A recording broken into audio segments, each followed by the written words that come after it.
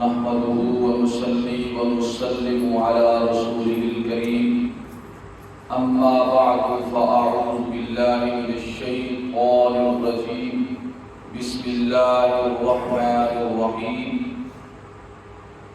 خذ من أموالهم صدقة تطهرهم وتزكيهم بها وصل عليهم إن صلاتك سكن لهم والله السميع العليم ألم يعلموا أن الله هو يقبل التوبة عن عباده ويأخذ الصدقات وأن الله هو التواب الرحيم صدق الله مولانا العظيم۔ تمام حضرات محبت کے ساتھ نبی پاک صلی اللہ علیہ وسلم کی بارگاہ میں درود و سلام پڑھیں۔ اللہم صلی علی سیدنا محمد وعلی آل سیدنا ومولانا محمد واصحاب سیدنا ومولانا محمد وبارک وسلم۔ الصلاة والسلام عليك يا سيدي يا رسول الله وعلى آلك وأصحابك يا سيدي يا حبيب الله۔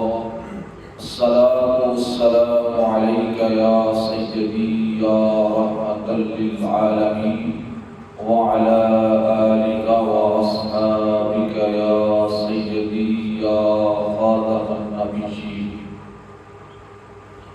اللہ رب العزت کا بھی ہماری شکر ہے جس نے ہمیں ماہ رمضان مبارک کا یہ چوتھا جمعہ مبارک عطا فرمایا ہے۔ ہو سکتا ہے کہ یہ آخری الوداعی جمعہ ہو، اور یہ بھی ہو سکتا ہے کہ اللہ رب العزت ایک اور جمعہ مبارک جو ہے ماہ رمضان مبارک میں عطا فرمائے انشاءاللہ۔ آج کا موضوع گفتگو کا اللہ کے حضور صدقہ و خیرات کی فضیلت اور بالخصوص صدقہ فطر ہے۔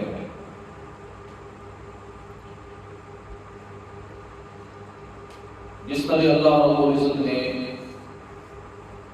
ہمیں پاک کرنے کے لیے ہمارے اوپر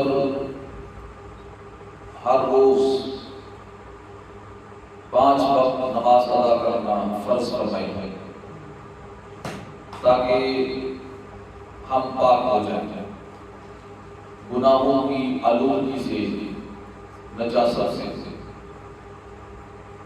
اسی طرح اللہ رب العزت نے ہماری پاکیزگی کے لیے، ہماری طہارت کے لیے ہمارے اوپر ہمارے مال میں سے زکوٰۃ ادا کرنا فرض فرمایا ہے۔ یہ بات یاد رکھیں کہ دین اسلام ایک ایسا دین ہے جو پاکیزگی کا دین ہے۔ اللہ رب العزت خود بھی پاک ہے اور وہ اپنے بندوں کو پاک کرنا چاہتا ہے، اور وہ چاہتا ہے کہ اس کے پاکیزہ بندے ہی اس کی بارگاہ میں آئے، ہر طرح کی نجاستوں سے پاک ہو۔ اور دنیا میں سب سے بڑی نجاست شرک کی نجاست ہے۔ قرآن مجید میں اللہ پاک نے ارشاد فرمایا انما المشرکون نجس فلا یقربوا المسجد الحرام۔ فرمایا کہ بے شک مشرک پلید ہیں، انہیں مسجد حرام کے قریب نہ آنے دیں۔ تو پتہ چلا کہ شرک سب سے بڑی نجاست ہے۔ نجاست 2 طرح کی ہے، ایک وہ جو نظر آئے اور ایک وہ جو نظر نہ آئے۔ جو نجاست نظر آئے، مثلا کپڑوں کے اوپر کوئی نجاست لگی ہے، جسم کے اوپر کوئی نجاست لگی ہے، اس کو بھی پاک کرنے کا حکم دیا گیا ہے۔ اور اسے پاک پانی کرتا ہے یا پاک مٹی کرتی ہے، اس کے لیے غسل کرنے کا اور وضو کرنے کا حکم دیا گیا ہے، اور جہاں پہ نجاست لگی ہوئی ہو اس جگہ کو بھی پاک کرنے کا حکم دیا گیا ہے، چونکہ اللہ پاک ہمیں پاک کرنا چاہتا ہے۔ جب ہم نے کلمہ شہادت پڑھا، اشہد ان لا الہ الا اللہ وحدہ لا شریک لہ واشہد ان محمدا عبدہ ورسولہ، تو یہ کلمہ شہادت کا اقرار کرنے سے، یعنی اللہ کی وحدانیت اور رسول کریم صلی اللہ علیہ وسلم کی رسالت کا اقرار اور تصدیق کرنے سے ہم شرک اور کفر کی نجاست سے پاک ہو گئے۔ اندر جو کفر اور شرک کی نجاست ہے اس سے اللہ پاک نے پاک کر دیا۔ اب رہ گئی گناہوں کی نجاست، اور اس طرح کی دیگر دنیاوی محبت ہے، لالچ ہے، ہرس ہے، بدنگاہی ہے، اور اس طرح کے دیگر گناہ ہیں جو دنیا میں انسان کو ہر وقت پیش آتے رہتے ہیں، غلطیاں ہیں، فضول گفتگو ہے، اس طرح کی نجاستوں سے پاک کرنے کے لیے اللہ پاک نے ایک تو ہمیں نماز کا عمل عطا فرمایا ہے کہ 5 وقت نماز ادا کرو، اور رسول کریم صلی اللہ علیہ وسلم نے فرمایا، اے میرے صحابہ مجھے بتاؤ تم میں سے کسی کے گھر کے سامنے ایک نہر ہو اور وہ اس نہر میں ہر روز 5 مرتبہ غسل کرتا ہوا، تو مجھے بتاؤ کیا اس کے جسم پر کوئی میل کچیل رہ جائے گی؟ عرض کی یا رسول اللہ صلی اللہ علیہ وآلہ وسلم، کوئی میل کچیل اس کے جسم پر نہیں رہے گی۔ تو آقا علیہ السلام نے فرمایا کہ یہ 5 نمازیں جو ہیں اس نہر کی طرح ہیں، جو شخص 5 وقت کی نماز ادا کرتا ہے وہ بالکل اسی طرح پاک ہو جاتا ہے، یعنی یہ گناہوں کی میل کچیل کو دھو ڈالتی ہے۔ معلوم ہوا کہ نماز بھی ہمیں پاک کرنے والی ہے۔ اب کچھ نجاستیں ایسی ہیں وہ صرف نماز سے ہی پاک نہیں ہوتی، بلکہ اس کے لیے اللہ پاک نے ہمارے اوپر مال میں سے صدقہ و خیرات کرنا ضروری کر دیا، تاکہ اس صدقہ و خیرات کے ذریعے وہ نجاستیں بھی دور ہو جائیں اور ہم بالکل پاک ہو جائیں۔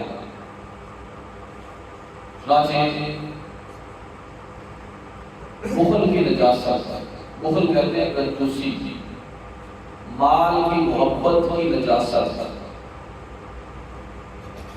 یہ نجاستیں دور کرنے کے لیے، ان سے پاکیزگی حاصل کرنے کے لیے اللہ پاک نے صدقہ و خیرات کرنا ہمارے لیے ضروری قرار دیا۔ چنانچہ جو آیت کریمہ میں نے آپ کے سامنے خطبہ میں تلاوت کی ہے وہ سورہ توبہ کی آیت نمبر 103 ہے۔ اس میں اس آیت کریمہ کے پس منظر میں ایک واقعہ موجود ہے، اور وہ واقعہ یہ ہے کہ جب رسول خدا صلی اللہ علیہ وآلہ وسلم غزوہ تبوک پر تشریف لے گئے تو کچھ لوگ اس غزوہ میں جان بوجھ کر نہیں گئے تھے، منافقین، اور کچھ ایسے مخلص مسلمان بھی تھے جو سستی کی وجہ سے یا غفلت کی وجہ سے نہیں جا سکے، اور ان میں سے 3 کا واقعہ، 3 مسلمان مخلص صحابی جو محض اپنی سستی یا غفلت کی وجہ سے کہہ رہے ہیں کہ غزوہ میں نہیں جا سکے۔ جب آقا علیہ السلام واپس تشریف لائے تو لوگ آئے، منافق بھی آئے اور دیگر لوگ آئے، اور انہوں نے آ کر عذر پیش کیے، بہانے لگائے، ہر ایک نے میری بکری بیمار کی، جیسے لوگ کہتے ہیں میرے کپڑے خراب ہیں، نماز نہیں پڑھ سکتا، فلاں فلاں، اس طرح کے بہانے ہزار ہوتے ہیں۔ جب کام کرنا نہ ہو تو ہمارے لیے اللہ کی بارگاہ میں معافی مانگ رہے تھے، تو آقا علیہ السلام کی بارگاہ میں آ رہے تھے اور آقا علیہ السلام ان کے لیے معافی مانگ رہے تھے اور انہیں معاف کر رہے تھے۔ 3 آدمی ایسے تھے انہوں نے یہ تہیہ کر لیا کہ ہم نے جھوٹ نہیں بولنا، ہم کسی بادشاہ کی بارگاہ میں نہیں جا رہے ہیں، ہم کسی دنیا کے حاکم کی بارگاہ میں نہیں جا رہے ہیں کہ جسے ظاہر کا تو پتہ ہو اور اندر کا علم نہ ہو. ہم اللہ کے رسول صلی اللہ علیہ وآلہ وسلم کی بارگاہ میں جا رہے ہیں. اگر ہم بظاہر ان منافقین کی طرح اللہ کے نبی کو راضی کر بھی لیں گے تو اللہ پاک خود اپنے حبیب کو بتا دے گا اور وہ ایسا ناراض کرے گا کہ پھر راضی ہوگی. اس لیے انہوں نے تحیہ کیا کہ ہم نے سچ بولنا ہے. تو ان تینوں نے سچ بولا. یا رسول اللہ بس آپ نہیں جا سکے سستی اور غفلت کی وجہ سے. تو اللہ پاک نے ان کا معاملہ، آقا علیہ السلام نے ان کا معاملہ اللہ کے سپرد کر دیا اور فرمایا کہ تمہارا معاملہ اللہ کے سپرد ہے. پھر وہ 40 دن تک یا 50 دن تک ان کی توبہ قبول نہیں ہوئی اور وہ اللہ کی بارگاہ میں روتے رہے. اتنا روئے کہ اللہ کی بارگاہ میں توبہ کرتے رہے، روتے رہے، اور معاملہ یہاں تک پہنچا کہ اللہ کے رسول صلی اللہ علیہ وسلم نے اپنے دوسرے غلاموں کو حکم دے دیا تھا کہ وہ ان سے ملاقات بھی نہ کرے اور ان کی سلام کا جواب بھی نہ دے. سخت ناراض ہوئے اور ان کی بیویوں کو بھی ان سے علیحدہ رہنے کا حکم دے دیا تھا. یعنی حالات ایسے ہو گئے تھے کہ ان کے لیے مدینہ کی سرزمین گویا تنگ ہو گئی تھی. زمین اپنی وسعت کے باوجود ان کے لیے بالکل تنگ ہو کر رہ گئی تھی. جب 50 دن گزر گئے تو اللہ پاک نے سورہ توبہ کے اندر ان کی توبہ کی قبولیت کا ذکر فرمایا اور اس سورت کا نام بھی سورہ توبہ ہے.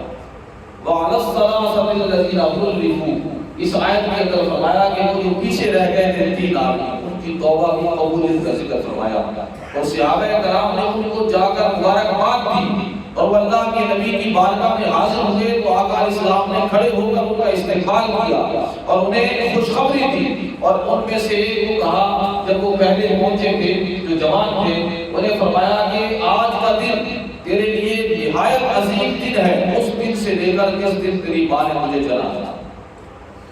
تو ان کی توبہ قبول ہو گئی. پھر وہ اپنا مال اللہ کے رسول کی بارگاہ میں لے کر حاضر ہوئے تاکہ توبہ کی قبولیت پر اللہ کے راستے میں مال کو خرچ کریں شکرانے کے طور پر. تو وہ سارا مال ہی لے کر حاضر ہو گئے تھے. آقا علیہ السلام نے قبول نہیں کیا. فرمایا کہ اللہ پاک نے مجھے مال لینے کا حکم نہیں دیا ہے. پھر اللہ پاک نے یہ آیات بشیرات نازل فرمائی. فرمایا خذ من اموالہم صدقۃ، اے میرے حبیب ان کے مالوں میں سے صدقہ قبول کیجیے. جو وہ صدقہ آپ کو دے رہے ہیں وہ قبول کیجیے. کیوں؟ تطہرہم، تاکہ انہیں پاک کیجیے، وتزکیہم، اور انہیں خوب پاک کیجیے، ان کا تزکیہ کیجیے. سبحان اللہ. پتہ چلا کہ اللہ کے راستے میں مال دینے کا مقصد اپنے آپ کو پاک کرنا ہے. اور اللہ پاک نے بھی حکم دیا کہ معبود یہ صدقہ ان کے مال سے لے لیجیے تاکہ آپ انہیں پاک کریں، خوب صاف ستھرا کریں. اور اس کے ساتھ ساتھ صدقہ قبول کر کے وصلی علیہم، ان کے لیے دعا بھی کیجیے، اللہ کے حضور رحمت کی دعا کیجیے. ان صلاتک سکن لہم، اے معبود بے شک آپ کی دعا جو ہے نا ان کے لیے باعث سکون ہے. یعنی اگر آپ ان کے لیے دعا کرتے ہیں میری بارگاہ میں تو یہ ان کے لیے باعث تسکین ہے. انہیں اس سے سکون قلب ملتا ہے اور اطمینان ملتا ہے کہ اللہ کے حبیب صلی اللہ علیہ وسلم نے ہمارے لیے دعا کی ہے. یہ وجہ ہے کہ آقا علیہ السلام کی بارگاہ میں جب بھی کوئی آقا اپنی زکوٰۃ، صدقہ اور خیرات، صدقہ فطر وغیرہ پیش کرتا تو آقا علیہ السلام اس کے لیے دعا فرماتے. کیوں؟ اس لیے کہ اللہ پاک آقا علیہ السلام کی دعا کو قبول فرماتا ہے.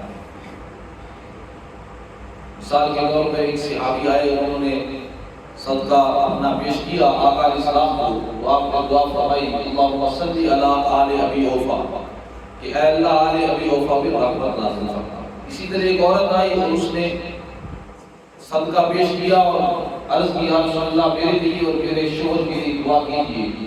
تو آپ نے اس کے لیے دعا فرمائی صلی اللہ علیہ وعلی وسلم کہ اللہ پاک تیرے اوپر اور تیرے شوہر کے اوپر رحمت نازل فرمائے.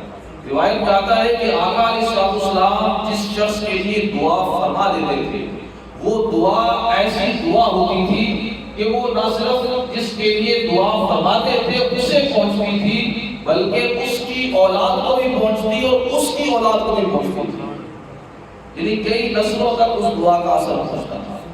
اللہ پاک نے اس لیے فرمایا کہ معبود ان کے لیے میری بارگاہ میں دعا بھی کیجیے اور آپ کا دعا کرنا ان کے لیے سکون قلب کا ذریعہ ہے۔ واللہ سمیع علیم، بے شک اللہ پاک ہی کو دعاؤں کو سننے والا ہے اور اللہ ہی خوب جاننے والا ہے کہ اس نے کس کی دعا کو سننا ہے اور کس کے لیے دعا کریں گے اس کو سننا ہے۔ الم یعلموا ان اللہ هو یقبل التوبہ، فرمایا معبود کیا وہ یہ نہیں جانتے کہ اللہ ہی توبہ قبول کرنے والا ہے؟ جب گناہ ہو جائے تو اللہ ہی توبہ قبول کرنے والا ہے۔ قرآن مجید میں اللہ پاک نے توبہ اور صدقہ و خیرات اس پر بڑا زور دیا ہے، کیونکہ توبہ بندے کو پاک کر دیتی ہے، گناہوں کو مٹا دیتی ہے، اور صدقہ بھی گناہوں کو مٹا دیتا ہے۔ فرمایا کہ معبود کیا وہ نہیں جانتے کہ اللہ ہی توبہ قبول کرنے والا ہے اپنے بندوں کی، وَيَأْخُذُ الصَّدَقَاتِ، اور صدقہ بھی وہی قبول کرنے والا ہے، صدقہ بھی وہی دینے والا ہے۔ وَأَنَّ اللَّهَ هُوَ التَّوَّابُ الرَّحِيمُ، بے شک اللہ بہت زیادہ توبہ قبول کرنے والا ہے اور بہت زیادہ رحم کرنے والا ہے۔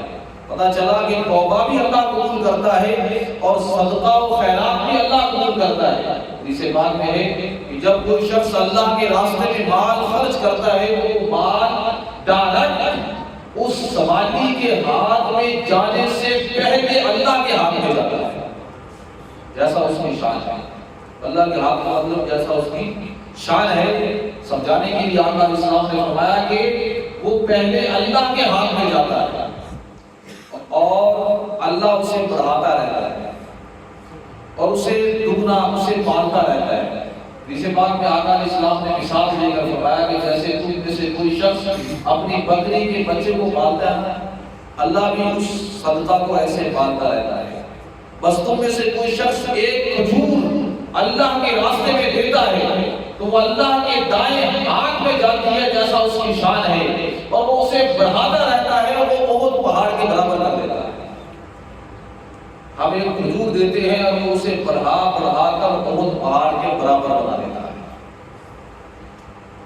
تو عزیزان گرامی قدر، جب ہم دے ہی اس کو رہے ہیں جس نے ہمیں عطا فرمایا ہے تو پھر عطا بھی اس نے خود ہی کیا ہے اور خرچ اس کے بندوں پہ کر رہے ہیں، اور وہ بندے کے ساتھ اتنی محبت کرتا ہے کہ وہ یہ فرما رہا ہے کہ میرے ہاتھ میں آ رہا ہے اور میں اسے بڑھا رہا ہوں اور قیامت کے دن دگنا کر کے واپس لوٹاؤں گا۔ عزیزان گرامی قدر، اسی طرح سورۃ البقرہ کے اندر اللہ رب العزت نے ایک مثال کے ذریعے سمجھایا کہ اللہ کے راستے میں جو مال خرچ کیا جاتا ہے خواہ وہ کم ہو یا زیادہ ہو، بس وہاں خلوص نیت چاہیے، دل کے اندر اللہ کو راضی کرنے کی نیت چاہیے۔ تو اس کے اندر اللہ پاک نے آیت نمبر 261 میں فرمایا کہ جو لوگ اللہ کے راستے میں اپنا مال خرچ کرتے ہیں اس کی مثال اس دانے کی ہے جو زمین پہ بویا جاتا ہے، پھر اس سے ایک خوشہ نکلتا ہے اور پھر 7 خوشے اور اس پہ دانے ہوتے ہیں، پھر ہر خوشے میں 100 دانے ہوتے ہیں، یعنی 700 گنا تک، اور کسی کے لیے اللہ پاک چاہتا ہے وہ اس سے بھی زیادہ بڑھا دیتا ہے۔ اگر انسان خلوص نیت سے ایک درہم، 1 روپے بھی اللہ کے راستے میں خرچ کرتا ہے تو گویا وہ 700 گنا اللہ پاک اس کا اجر عطا فرماتا ہے، اور جس کی نیت اور زیادہ درست ہو اللہ کے لیے اللہ اس کا اور بھی بڑھا دیتا ہے۔ اور بعض اوقات ایسا ہوتا ہے کہ بندے کے پاس ہوتے ہی اتنے ہیں، کم ہیں کہ وہ کم دے رہا ہوتا ہے تو اللہ اسے بڑھا دیتا ہے اور زیادہ اس کی نیت کی وجہ سے۔ اب جب ہم نے یہ سمجھ لیا کہ جو ہم نے مال دیا ہے اللہ کے راستے میں وہ اپنے آپ کو پاک کرنے کے لیے کیا ہے، جیسے ہمارے جسم پر نجاست لگی ہو تو ہم پانی دے کر اسے پاک کر رہے ہوتے ہیں، تو یہ ہم کسی بھی احسان کر رہے ہوتے ہیں، کسی بھی احسان نہیں کر رہے ہوتے، نہ پانی پہ احسان ہے نہ کسی اور پہ احسان ہے، وہ تو اپنے آپ کو پاک کر رہے ہیں۔ اور یاد رکھیں کہ اگر جسم کے اوپر نجاست لگی ہو اور اسے ہم پاک کریں گے تو مجھے بتائیں کس چیز سے پاک کریں گے؟ اسے ہم پاک پانی سے پاک کریں گے۔ کس سے پاک کریں گے؟ تو بولے نا، پاک پانی سے۔ اگر جسم پہ نجاست لگی اور آپ کے پاس پانی موجود ہے اور اس پانی میں بھی نجاست لگی ہے اور وہ پانی ہو گیا ناپاک، اب کوئی عقل مند آدمی اس ناپاک پانی سے اس نجاست کو پاک کرے گا؟ تو جہاں جہاں لگتی جائے گی ناپاک ہی ہوتا جائے گا۔ اسی طرح جو اندر کی نجاست ہے، جس کے لیے صدقہ اللہ پاک نے ضروری قرار دیا ہے، زکوٰۃ، صدقہ فطر، عشر، جب صدقہ کا لفظ میں بولتا ہوں تو یہ سارے صدقات آ جاتے ہیں۔ یہ جو فرض کیا ہے پاک کرنے کے لیے، اگر وہ ناپاک رزق میں سے ہوگا، حرام رزق میں سے ہوگا، تو وہ اندر کو پاک نہیں کرے گا، زیادہ پلید ہی کرتا جائے گا۔ اس لیے آقا علیہ السلام نے فرمایا کہ اللہ پاک بغیر وضو کے نماز قبول نہیں کرتا اور حرام مال کا صدقہ قبول نہیں کرتا۔ تو صدقہ و خیرات کرنے کے لیے پہلی شرط یہ ہے کہ وہ مال پاکیزہ ہو، حلال ہو، طیب ہو۔ اللہ پاک نے دو لفظ استعمال کیے، حلال بھی ہو اور طیب بھی ہو۔ طیب ہوتا ہے کہ وہ مال خود پاک ہو، اور حلال یہ ہے کہ وہ حلال طریقے سے حاصل کیا ہوا۔ اب ایک مثال ہے، ایک خنزیر ہے اور ایک بکری ہے۔ اب بکری طیب ہے، خنزیر کیا ہے؟ خبیث، ناپاک ہے۔ اب بکری چوری کی ہے تو وہ حلال نہیں ہے، یعنی مال حلال بھی ہو اور طیب بھی ہو اور وہ اللہ کے راستے میں دیا جائے تو وہ اندر کو پاک کرے گا۔ اور اگر مال سود کا ہے، رشوت کا ہے، یا کسی کا ہڑپ کیا ہوا اس کے اوپر کسی دوسرے کا حق ہے، تو وہ مال اللہ پاک قبول نہیں کرتا ہے بلکہ رد کر دیتا ہے، اور وہ مال بندے کو پاک بھی نہیں کرتا ہے۔ اب حلال مال اللہ کے راستے میں خرچ کیا تو اللہ پاک نے فرمایا جو لوگ بھی اللہ کے راستے میں مال خرچ کرتے ہیں تو وہ انہیں چاہیے کہ وہ اپنے خرچ کیے کے بعد احسان نہ جتایا کریں۔ جس کو مال دیا ہے اس کے اوپر ہی جو ہے احسان کر رہا ہے، میں نے اس کو مال دیا ہے، اس کو صدقہ دیا، کل کو اس کے سامنے کہہ دیا جائے کہ میں نے تو مثال کے طور پہ غریب آدمی کو صدقہ دیا، کل کو وہ امیر ہو گیا، اب اس کے سامنے کہہ رہے کل تک میں یہی وہ آدمی ہے جس کو ہم صدقہ دیتے تھے، اس کے سامنے احسان دلانے کے لیے یا تکلیف دینے کے لیے کوئی شخص کہہ رہا ہو تو فرمایا نہیں، اللہ کے راستے میں خرچ کرو اور نہ تو اس کے بعد احسان جتاؤ اور نہ ہی تکلیف دو کسی قسم کی۔ تو جو لوگ ایسا کرتے ہیں تو ان کا اجر پھر اللہ کے پاس موجود ہے، قیامت کے دن نہ انہیں غم ہوگا اور نہ ہی کسی قسم کا خوف ہوگا۔ اور جو لوگوں کو تکلیف دیتے ہیں خرچ کرنے کے بعد، تو فرمایا اس خرچ سے تو بہتر ہے کہ بندہ خرچ نہ ہی کرے۔ قول معروف ومغفرۃ خیر من صدقۃ یتبعها اذى، ایسے صدقہ و خیرات کے جس کے بعد تکلیف یا اذیت دینا ہو احسان دلا کر یا کسی قسم کی، تو فرمایا اس سے بہتر ہے کہ اچھی بات کہہ دیں کہ یار میرے پاس نہیں ہے، نہ دیں۔ اور اللہ پاک خود بڑا بے پرواہ ہے اور اپنے اس محتاج غریب بندے کو خود ہی امیر کر دے گا، تمہارے اس کو صدقہ و خیرات دینے کی ضرورت نہیں ہے۔ پھر اللہ پاک نے فرمایا ایمان والو اپنے صدقات اور خیرات کو ضائع نہ کیا کرو، احسان جتا کر، یہ دوبارہ اگلی آیت ہے، اور تکلیف دے کر اس شخص کی طرح جو محض لوگوں کو دکھانے کے لیے اللہ کے راستے میں خرچ کرتا ہے۔